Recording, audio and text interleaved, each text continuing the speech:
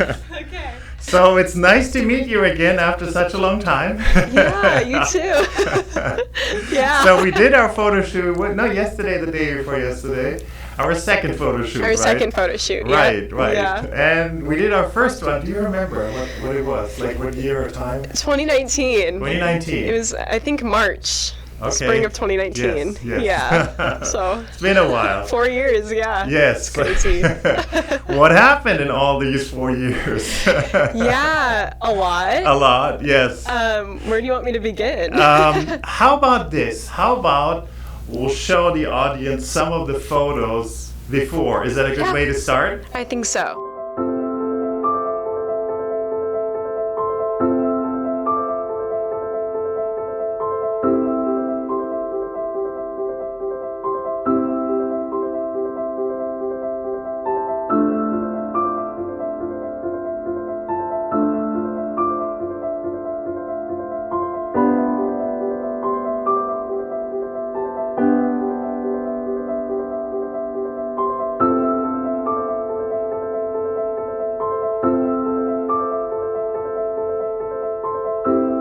I think right after the photo shoot, very closely after the photo shoot, something dramatically happened.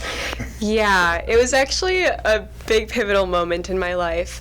I got a couple of messages from a few young dancers, and they were asking me about my diet and exercise routine because they thought I looked really good in the photos.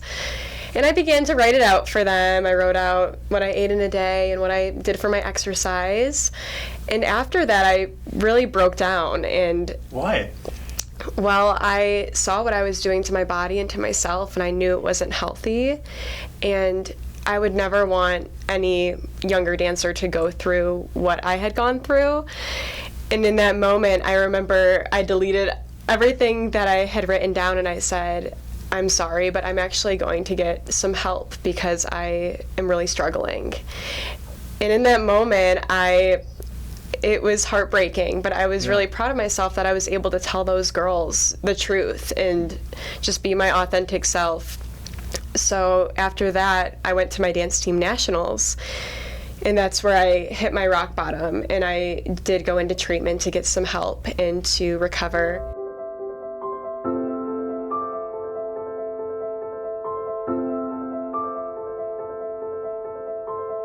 I remember at the shoot, I mean, I was impressed the way you looked. Yeah. It almost reminded me, there's these anatomical drawings of humans, Yeah. you know, without skin, where you just see the muscles. That's how you look. Yeah. And I remember asking Yeah. you, how do you do that? I'm like, do you have a personal trainer? And I remember you said, yeah, I have two. Yeah, yeah, So it was really, that was like my entire world. I really didn't hang out with friends anymore, and it started in high school. I actually quit my dance team where a lot of my friends were, and I moved schools because I just was so focused on the way that I looked, and all of the praise, obviously, and the external validation didn't help me, but I just kept going until I realized I wasn't living according to who I wanted to be. So the external validation that you got, I mean, everybody was complimenting you, but you say that didn't help you. That wasn't giving you any satisfaction, right? Yeah, I think the biggest thing is on the outside, everyone thought I looked really good, and at the time I even thought that I looked good, but on the inside I was really dying inside, and I knew that. I just didn't really know how to express it. Right. How did you get to this point? Because we're basically starting in the middle of your story, so like maybe start a little bit like earlier. How did you get into that? Like, where did you start? So when I was 2 years old, I started dancing. I always had a really healthy relationship with my body. I had a really supportive family and a really healthy relationship with food, to be honest. And then the age of 16, I signed with a talent agency. I started traveling all the time, doing a lot of dancing. And I remember in that moment just caring more about the way that I looked. I thought, if I was thinner, if I had the quote-unquote dancer's body, then I would be better, and I would get more awards, I would be praised more, which unfortunately did happen for a bit. And so, yeah, at the age of 16, I just remember starting to diet, not thinking it was a bad thing.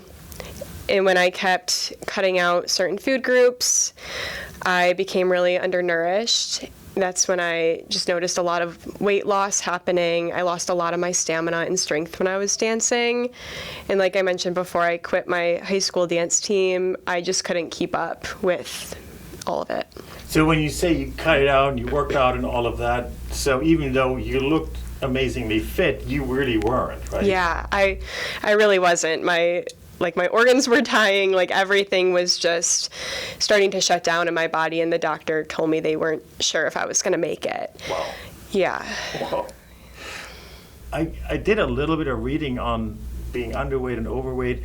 Being a little overweight is way less dangerous than being underweight. Underweight is very dangerous because the body has no way to kind of overcome any kind of trouble, or like there's no fuel to get to, like no reserve.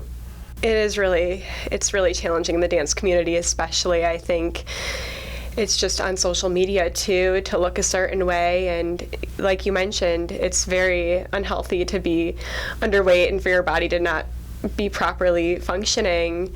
Our bodies are instruments, and I think that's so important to remember. Do you think so? Were you a lot on social media when you, like, before you were 16, leading up to that? Yeah, I had 2 Instagram accounts. So I had my personal and then I had my dance account. So I was always on social media. And as I mentioned before, that praise just kept driving those behaviors. I would go on Instagram and I would get that like rush of excitement. I think I had to take a lot of breaks in my recovery from social media just so I could do what I know I needed to do for me and not worry about what anybody else thought. I remember you messaged me shortly after the shoot and said, hey, I'm going to therapy. I don't remember exactly what you said, but I said, like, I'm going to therapy or something. I won't have my phone, like they don't allow to have an phone. So they knew that the social media pressure was part of the problem. Yeah, they did. That was one of the first things that happened. I was pretty much cut off all contact from my phone. It was really challenging, but I did find so much growth in that time. I found my true identity in who I was, not by what others thought of me or by the praise or validation I was receiving. It was more of who I truly was. When you look through social media, do you see some people, accounts where, like, I think they're on the same path that I was? I do, and interestingly, sometimes they will reach out to me and tell me I need advice or ask me for advice, and I'm more than happy to give anybody advice. But I do see that a lot, unfortunately. And for me, it took a couple of years to figure out what was going on. So I think that catching it early is the most important thing, and just knowing what's going on. Yeah, yeah. So I think that's part of why we're doing this, that people, you went through the whole, like, down the hill and then recovered. And I mean, look at you now. You're just so much happier. Yeah, so much happier. Because, like, you know, I gave you the photos. I sent you the photos from back then again. And then I remember you sent me, like, you sent me 2 photos, one from that back then and then one from now. And, like, look at my eyes. Like, I was unhappy, and look at me now. It's like it's a night and day. And I can totally tell. Yeah. I remember my mom saying a lot that when she looked me in the eyes, she just didn't really see anything. She said that I lost my spark. And I remember feeling that too. I didn't really laugh anymore. I didn't find joy in things that I used to. And so looking at myself today now, and even our shoot, how much we were laughing. Totally. We had such a good time, and it's so good to just feel free and happy, and I want that for everyone. Yeah. I want people to feel free and joy and all of that when they're dancing, especially. Sometimes it can be really demanding, but to find those moments of happiness.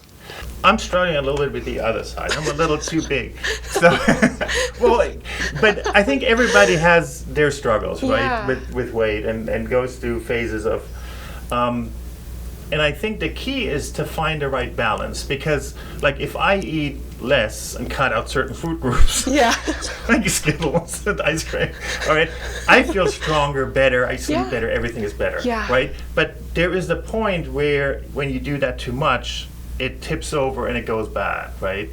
And so, was that the therapy that rebalanced you? Like, how do you find that balance again? Yeah, that's a great question. I, first of all, had to accept my circumstance that it was unlike a lot of people. So with eating disorders, a lot of times there's fear foods and foods that you're actually scared of. For me, a lot of them were like desserts and pizza and stuff like that. So I had to continue to eat those foods so I wouldn't be scared of them. I seriously. You know, what you just said is actually a very good point, and I think it's worth kind of like emphasizing. The first step is to admit, hey, there is a problem. Because if you don't admit there's a problem, nobody can help you, right? So, yeah. Fear food, that's an interesting thing. I've never heard that. Yeah. That you're scared of a food type or whatever. It's mostly driven by fear of gaining weight. Yeah. It's just, and even diet culture, people saying this food's bad, this food's good, and then internalizing it is where it becomes an issue. So if I had something I thought was bad, then I thought that I was a bad person. And it's very common. Wow. Yeah. Interesting.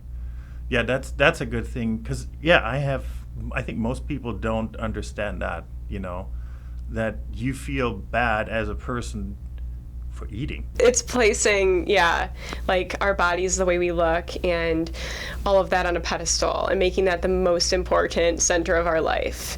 And I think in dance, because we focus so much on the body, the way that we move, sometimes we forget about the true passion and why we dance. And that's where I really had to come back to start dancing again. So you're dancing again. You had to obviously stop for a while you were in therapy and everything, but then it's been 4 years now. Yeah. So what was your journey in those 4 years? Definitely a lot of trial and error is how I explain it. I took about 7 months off of all movement. And then I started stretching again because I wanted to fully focus on my recovery. So then I started stretching. I did that for a little bit. When I felt ready, I started doing some Pilates, and it's called Pure Barre, but I started doing Pilates and a little bit of exercise to gain my strength back. And now I'm finally back dancing, and I've been dancing for a bit now. It feels so great, and just to, like I said, rediscover that passion when I was a child and not caring about the way that I look, but just loving it for what it is. Well, you look good. So Thank you. So it's not like you look bad. You don't have to worry about it. Thank you. You look good. Right after our shoot, you said, hey, I'm going to go to therapy. Don't have my phone for a while.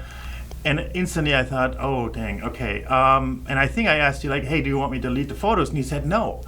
I still like them. I think they're still good, right? Mm-hmm. Which, to me, was actually surprising, because so you had to accept that there was a problem, right? And that wasn't healthy, right?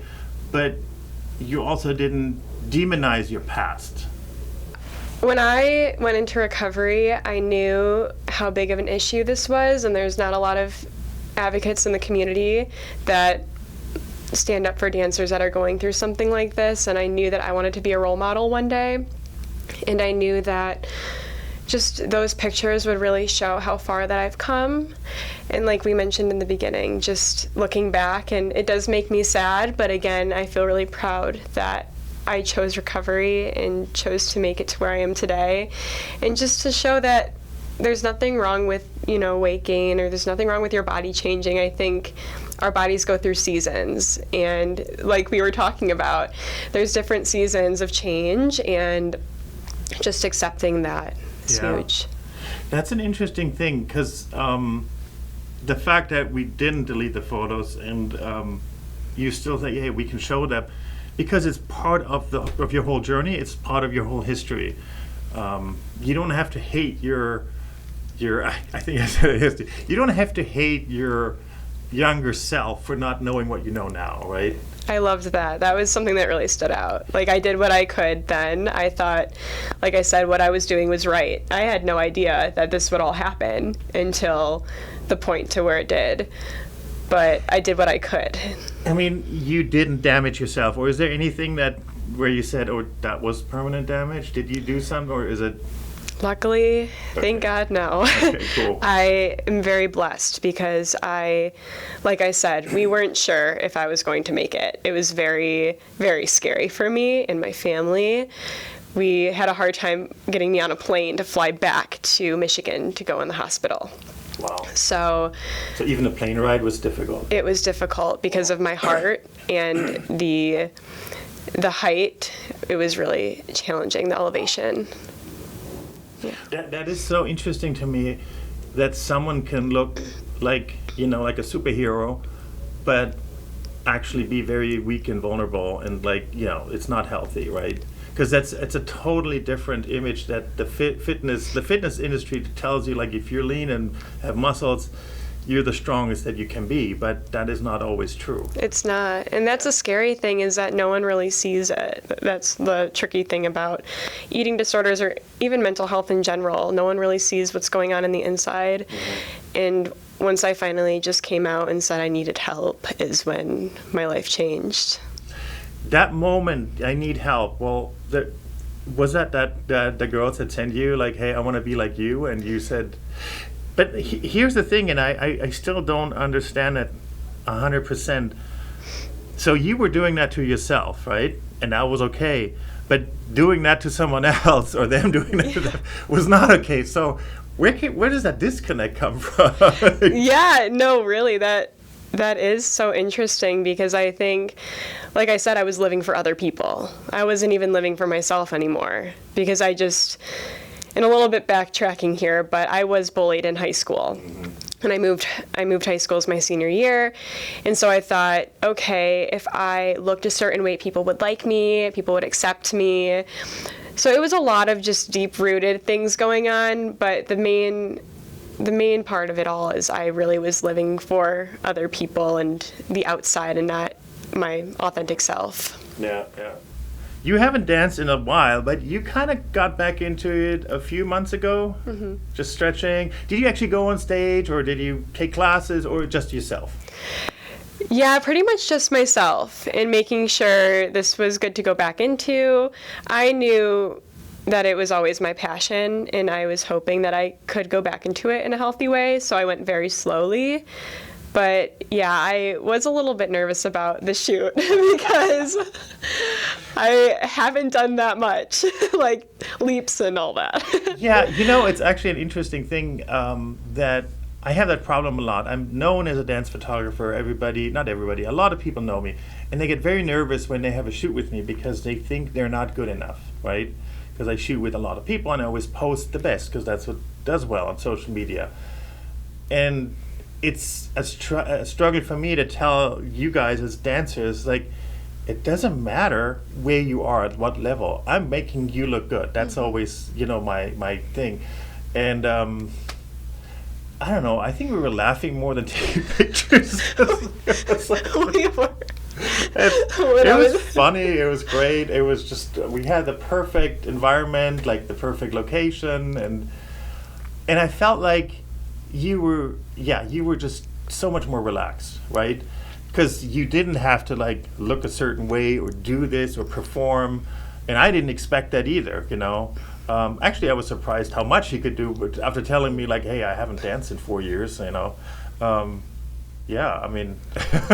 Yeah, something I wanted to touch on, too, is perfectionism is a big part of my history, and I know in a lot of dancers it's a big struggle.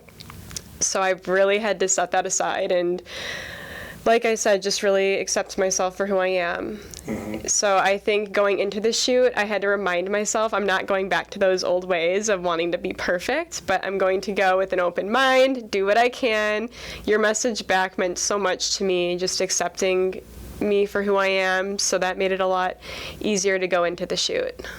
Yeah, I mean, literally, that's what I do. I don't care where you are as a dancer, where you are and what level.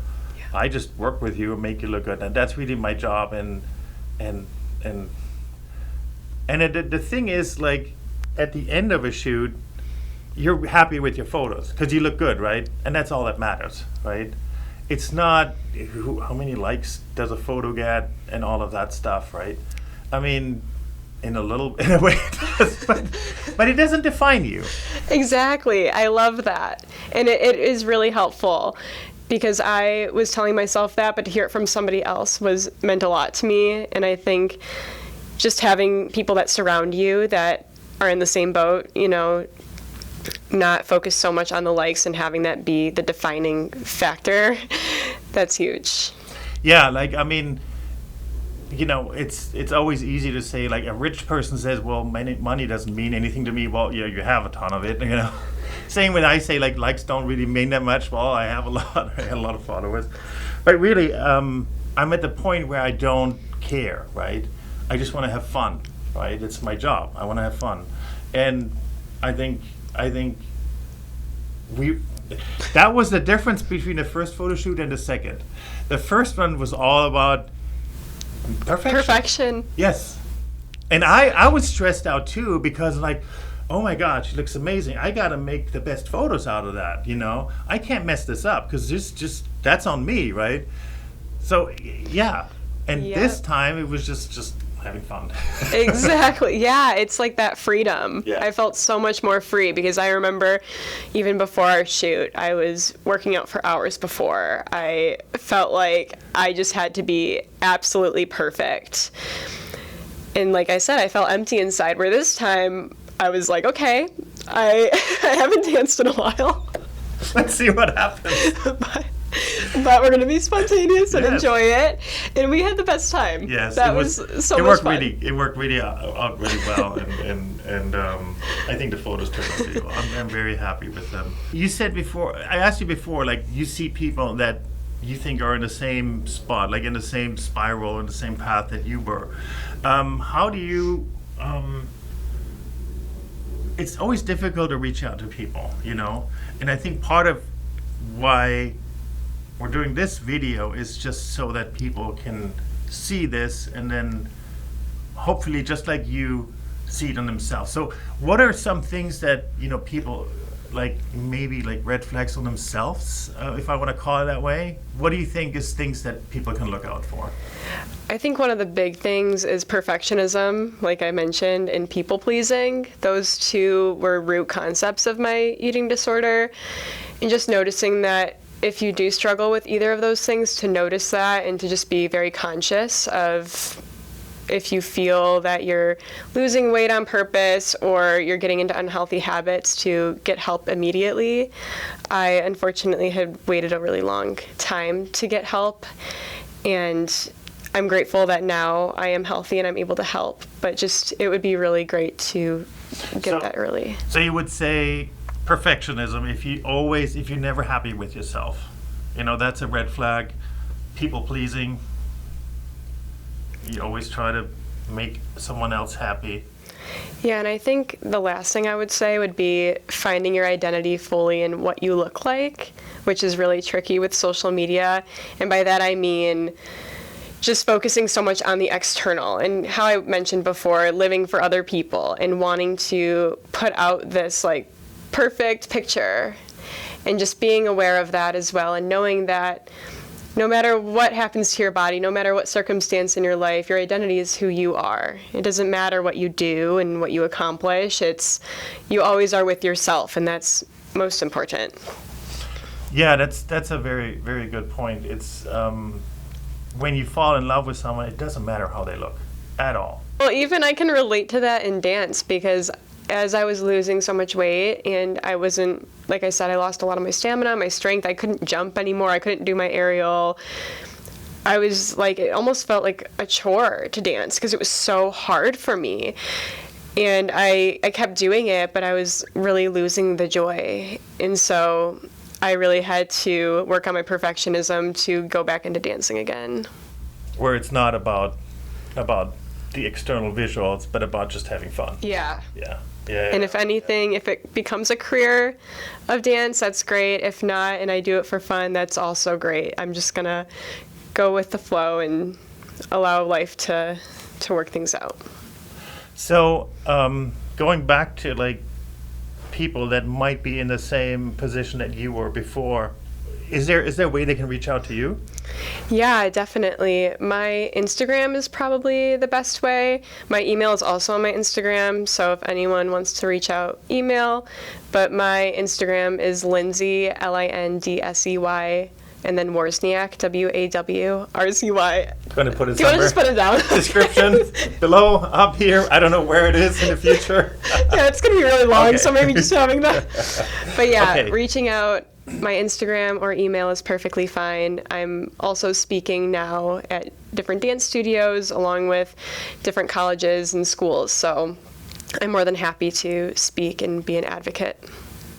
That's great. That's great. Because I think people that are in that position that you were, they might see there is something wrong, but they don't really want to admit it. And especially admitting it to their peers and their friends is a big step, right? So if they can reach out, sometimes it's easier to reach out to a stranger, but like someone that isn't judging you because they don't have a connection to you, right? It might be easier. Yeah. So yeah, I think that's great that you're doing that. Yeah, I'm more than happy. And like you said, it's really difficult for people to see on the outside. A lot of times, even in my situation, I was severely underweight, but sometimes there are people that aren't underweight and really struggle with body image and eating disorders and food and all of that. So even in that situation, I'm more than happy to help. One other question is, it's something that bothers me. When people are very skinny, I get a lot of bad comments on these photos. It's funny that when they're overweight, when I have a bigger dances, there's almost never a comment. But when they're underweight, that seems to be not accepted, but that seems to be okay for some people to comment negatively. But my point is more this. So coming from the outside, when you're in that struggle, right? I think you're defending yourself more. You're kind of like, so if someone from the outside would have told you, hey, you look sick, what would you have said? You would have said, go away, you don't know me, right? People said that a lot to me, actually, my senior year of high school. They would tell me that I looked sick. People would yell stuff in the hallway. It was pretty rough. And like I said, I didn't really notice how skinny I got. So I think when people would say that and I didn't know I had a problem going on, I just kind of ignored it, and I was like, they don't know what they're talking about. And there definitely could have been better ways to approach me and to say, like, there may be a problem. But once I realized that something was going on, I did start to see, and now being where I am today. I think it's a really important point because you have to you came to that conclusion yourself, right? That was an internal decision or realization that made you, okay, I'm not okay, I need help, right? But someone from the outside, that is just perceived hostile, right? So that doesn't help. So the reason I mention it is I don't want people to see this video and then go on social media and call people out. That doesn't help them, right? No, definitely not. It really is an internal. Yeah, it's internal. For me, like I said, I wouldn't get help until I hit that rock bottom, unfortunately.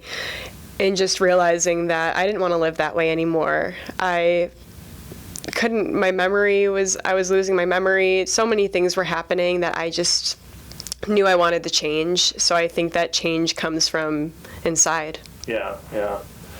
What advice would you give dancers, number one, in general, and number two, those that maybe are on the spectrum of having an issue? What advice would you give them? Yeah, I think in general, I would say to not compare your journey to anybody else's. We're all on our own dance journey, personal journey, which is so important to remember. And any setback or challenge that we go through, it allows us to grow, and we still learn so much. Because I did have quite a bit of regret after I stopped dancing and trying to go back into it. It was pretty frustrating at first because I couldn't do a lot of the things I used to. So not comparing to other people or our past self is going to be huge. And then I also think for someone that may be on the spectrum of struggling or just struggling in general with those risk factors, I would say be true to yourself and know who you are as a person and not by what you look like. I get every aspect of dancer, I get the whole spectrum from the super skinny, the super young to bigger and older and whatever, any style. So funny thing is, sometimes people ask me, what do you do if a dancer can't do a lot? And I think that question is almost rude. Like it doesn't matter to me how much they can do, right? It doesn't really matter to me whether they're skinny or big or whatever. They're just having fun. Like you say, it's your journey, it's your passion, you just do it. And I capture it.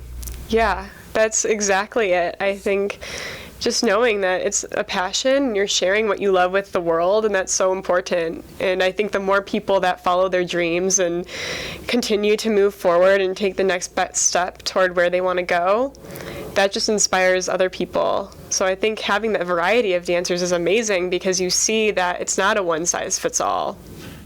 Absolutely not. And I actually like that quote. I like it, I don't like it, but what it really tells a good message is dance like nobody's watching. That's exactly what you should do. It's like you do it for yourself.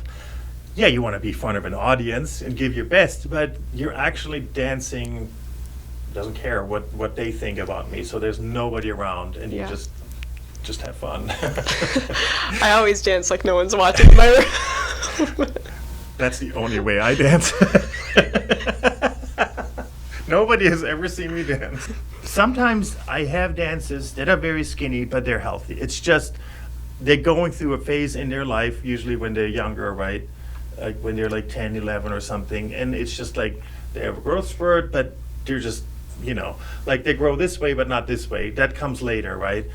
And then I get comments that are negative. And I think it's important to kind of distinguish between people that are just going through that phase and they're healthy. They eat a lot. They're just skinny, right? That's so important to cover. I definitely want to touch on that. Yeah. I was pretty thin growing up as well, just naturally. And in no means, does thin mean unhealthy at all. It's definitely just having different body types, and that's just how everyone's made differently. I think it's more about the mindset around it. So for me, when I was unhealthy, I was always thinking about ways to lose weight, ways to be thinner. But when I was younger and I was thinner, I was just living freely. So I think to remember that it's a mental struggle rather than only physical. Yeah, it's not the body, it's in your head. Exactly. Yeah, and that's one of the most important things to get across. Do you think that people or dancers specifically that grow up being skinny, that's just their body type, do you think that when people comment and compliment on their body type, do you think that can lead, not necessarily always, but can lead to them like, oh, now I need to make sure that this stays? Yeah, Is that what happened to you? It's a little tough, yeah, because I did get praised a lot. Everyone always told me I had a dancer's body. I think it really depends on not only like external people saying things, but also how you're internalizing it. So with me always struggling with perfectionism, I was like, okay, like I have to keep this. And even the pleasing other people, I was like, oh, I want them to like me, I want them to accept me, so I'm gonna keep this thin body. So I think it really depends on a couple of factors, yeah. Yeah, so it is always a two-way thing. It is like what comes from the outside, the external factor, but there is just as much the internal thing. Yeah. If you're healthy and stable inside, you can deal with the bullying or whatever, comments like that. But if you're not, then it might push you over the edge and get into that spiral. Yeah. And that's important too, because I think now that I learned the tools of how to deal with those comments, because I still will get comments either positive or negative, and now I know how to deal with those in a healthier way and to know of my story, what I went through, and I'm just going to keep being who I am, keep going with my values and focusing on my recovery, my journey. So how did you learn to deal with comments, as you say, both negative and positive, because both can be, to use that word, toxic, Yeah, I know I mentioned this a lot. I really think it is rooted in identity. Once I was able to separate in my head, like me as this dancer that accomplishes these things and has the thin body, to me is just who I am, being a good person, being nice to other people, inspiring others. I think when those comments are hard, it's definitely easier said than done when it happens, but that is a tool that I use a lot, is going back to who I am. So basically you separate, okay, what they see, what they comment on is just the external thing. That's all they have to, because they don't know you. but there is a separate, that's you, right? Yeah. And that they're not touching that. They're not, yeah. That's a good way to look at it. I like And that. also, yeah, it's like almost like a lack of control, because we can't control what other people say or think or do, but we can control how we react to it. And so when I was able to recognize that and just accept it for how it is, that people are going to do and say things, but what's most important is how I take care of myself. That is very good. That is very good. We always have the choice the way we react to things, right? Yeah, when I deal with negative comments, which I deal a lot with a big social media accounts, is that it's easier for me because they're not commenting on me, right? But what I also noticed is most of these comments is people trying to get attention. They want to write something in a comment section that gets attention, and I think that's one of the worst things that social media, there's so many things that are Yeah.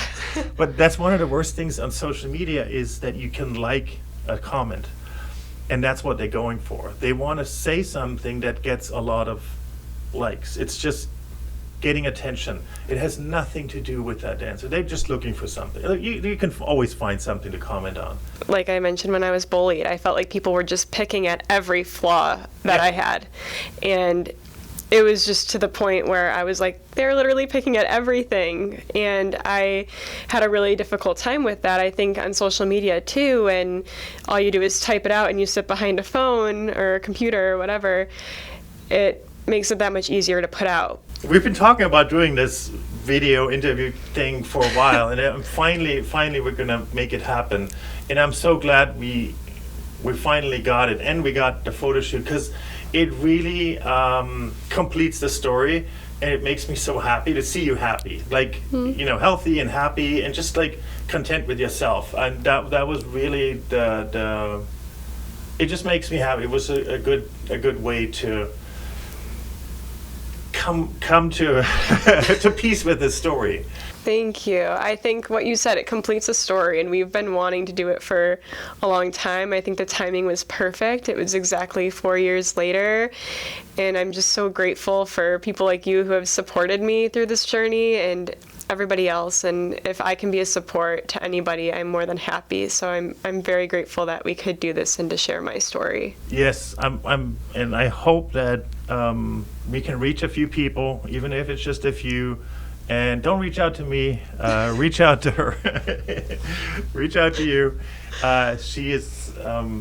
She knows every step of the journey. Thank you. All right. Thank Yep. you so much for doing this. Yep. Thanks for having me.